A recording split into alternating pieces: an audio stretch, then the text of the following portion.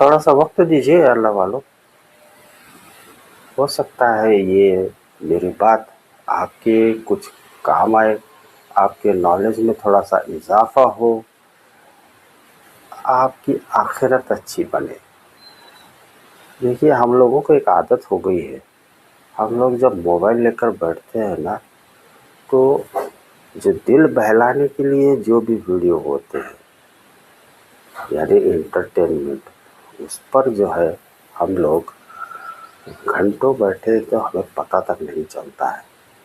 और जब कोई नॉलेज की बात करता है, कुरान की बात करता है, तो हमारी आदत ऐसी बन गई है कि कुछ सेकंड के लिए वहाँ ठहरते हैं, उसके बाद वहाँ से हट जाते हैं। ये हमारी आदत बन गई है। अब इस आदत को आप थोड़ा सा चेंज करोगे तो अच्छा रहेगा। अच्छा, तो मैं जिस बात की तरफ आप लोगों का ध्यान लाना चाहता हूँ, उस तरफ आता हूँ। हम लोगों को सबसे ज़्यादा जो है दिक्कत कुरान पढ़ने में और समझने में होती कहाँ है, उस बात की तरफ मैं आपका ध्यान दिलाता हूँ। देखिए, कुरान जो है शुरू शुरू में हमें ऐसा लग सकता है कि ये समझने में थोड़ा सा हमें जो है मुश्किल जाता है। मैं मानता हूँ इस बात को कि समझने में थोड़ा सा मुश्किल होता है। उसकी वजह सबसे बड़ी एक है। वो वजह ये है कि कुरान जो अरबी में है, जो नॉन अरेबिक लोग हैं उनको समझने में थोड़ा सा दिक्कत होता है। फिर आलिम कैसे समझ लेता है? आलिम इसलिए समझ लेता है कि वो बार बार रिपीट करता है उस कुरान को, तो समझ जाता है। अब हमारी तो ये आदत नहीं है, हमें ज़्यादा आदत और बताया गया है कि आप सिर्फ इस कुरान की तिलावत कर लो तो काफ़ी है।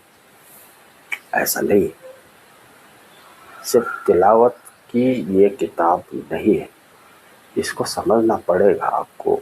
दिक्कत इसलिए हो रही है कि एक तो हमारी ये लैंग्वेज नहीं, दूसरी दिक्कत ये है कि कुरान जो है पहले वो कोई किताब की शक्ल में तो नहीं आया।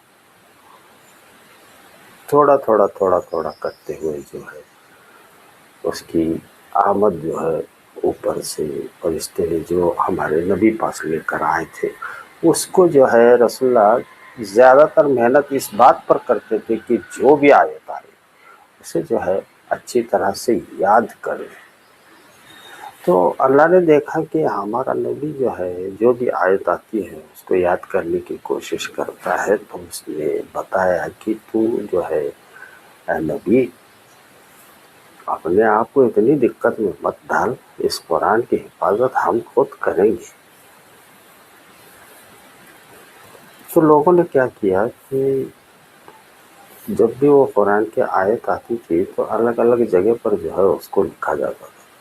अब मक्के में जो है ज़्यादा पढ़े लिखे लोग तो थे नहीं, हाँ मदीना में थोड़े थे, और जो है पढ़ा लिखा तबका जो है कम होने की वजह से जो कम जानता था उसकी नज़र से तो ज़्यादा ये गुजरा नहीं है। उस वक्त में जिसने भी पढ़ा लिखा जो शख्स था वो कहीं ना कहीं लिख के रखता था, अब इसको जमा करके फिर एक किताब की शक्ल में इसको ढाला गया। अब जो है ऐसा हो सकता है कि बयान कुरान का जो भी आता है, कोई आयत शुरुआत की जो है वो आखिर में आपको नज़र आती है और आखिरत का थोड़ा सा पहले बयान होता है। या तो अल्लाह जब भी कोई बात करता है तो करते करते क्या होता है कि थोड़ा सा रुक जाता है और जो है थोड़ा सा दूसरी टाइप का बयान दो चार बीच में आ जाते हैं, तो वो थोड़ा सा मुश्किल जाता है। यानी ऐसा हो रहा है कि मैं एक टाइप की बात कर रहा हूँ, बात करते करते जो है बीच में से मैं थोड़ा सा इधर उधर निकल जाता हूँ, किसी दूसरे टाइप की बात करता हूँ और फिर दोबारा मैं वहाँ आ जाता हूँ जहाँ से मैंने शुरू की है। तो कुरान में ऐसा कई जगह हो चुका है। अब ये जो है आप जब उसको कुछ मर्तबा यानी कुछ लोगों को जो है समझ लीजिए आप एक 3-4 बार उसको समझने की कोशिश पूरा ख़त्म करने के बाद एक हो गया, दो हो गया, तीन हो गया, बस आप कोशिश करते रहिए कि उसको समझ लेना है, ये अपने दिमाग को पता दीजिए आप। तो धीरे धीरे जो है आपकी समझ में आने लग जाएगा। जैसे शुरू में हम कोई किताब हाथ में लेते हैं तो पूरी किताब अचानक से तो हमारी समझ में आती नहीं है, तो हम लोग जो है उसको ज़रा रिपीटेशन में बढ़ा देते हैं। तो कुरान को आप बढ़ा दीजिए, आप रिपीटेशन के लिए।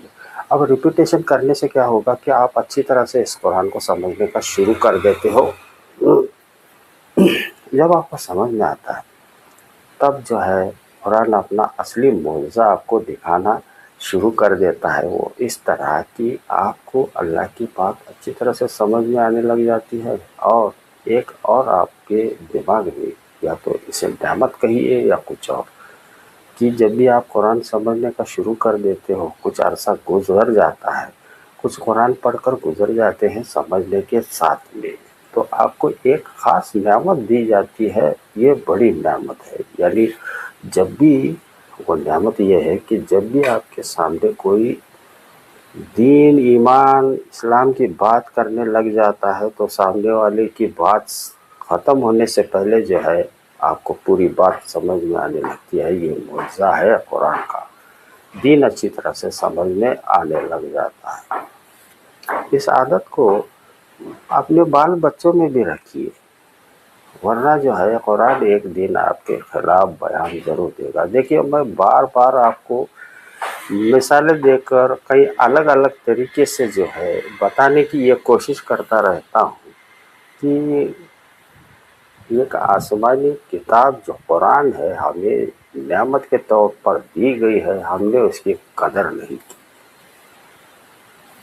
एक रसूलुल्लाह ने जो है हदीस में और कुरान में एक ऐसी बात कही है, एक ऐसा इशारा कर दिया है मुसलमानों के लिए। अगर उस इशारे की तरफ हमने ध्यान नहीं दिया ना, तो वो हदीस और वो आयत मैं आपको सुना देता हूँ। वो चीज़, उसका तर्जुमा ये है कि अगर तुम सही से इस्लाम नहीं अमल करते हो, ना ही से समझने की कोशिश करते हो, तो हमें आपकी ज़रूरत नहीं।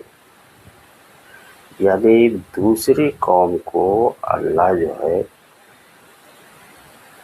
किसी और को, आप मुसलमानों के घर में पैदा हुए हो, ये आपको मुफ्त में मिला हुआ ईमान है।